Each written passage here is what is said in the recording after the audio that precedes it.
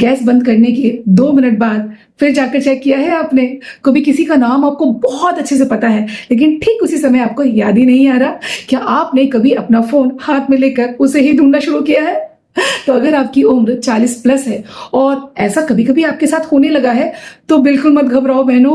हो सकता है कि ये सिर्फ आपके भूलने की बीमारी ना हो बल्कि मेनोपॉज के दौरान होने वाले बदलावों का एक छोटा सा हिस्सा हो। तो हम जैसी बहुत सारी महिलाएं इस अनुभव को ब्रेन फॉग के नाम से जानती है और हमें ऐसा लगता है कि हमारा दिमाग पहले जैसा तेज नहीं रहा, बहुत जल्दी जल्दी भटकने लग गया है। एक साथ हम कई सारे कामों को नहीं संभाल सकते, बहुत मुश्किल लगता है, घबराहट होने लग जाती है और कभी कभी तो कोई सही शब्द सही समय पर आता ही नहीं याद। लेकिन क्या ये सिर्फ हमारा वहम है? नहीं, रिसर्च हमें बताती है कि मेनोपॉज के दौरान हम जैसी कई महिलाओं को मेमोरी, फोकस और अटेंशन में भी बदलाव महसूस होता है और ये हमारे दिमाग का एक हिस्सा है जिसे कि हम हाइपोथैलेमस के नाम से भी जानते हैं। तो इसका क्या काम होता है कि ये हमें नई चीजों को याद रखने और जरूरत पड़ने पे उन चीजों को वापस याद दिलाने का काम करता है।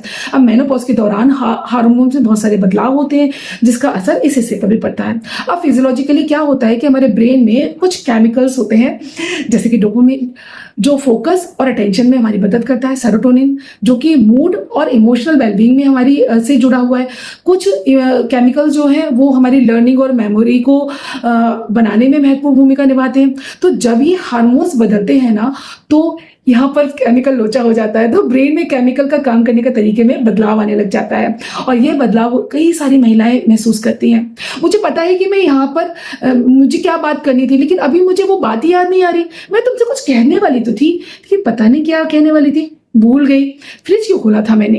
लेकिन यहाँ एक महत्वपूर्ण बात पता है क्या कि ब्रेन फॉग का मतलब डिमेंशिया बिल्कुल नहीं है। मैं दोबारा से रिपीट कर रही हूँ, ब्रेन फॉग का मतलब डिमेंशिया बिल्कुल नहीं है।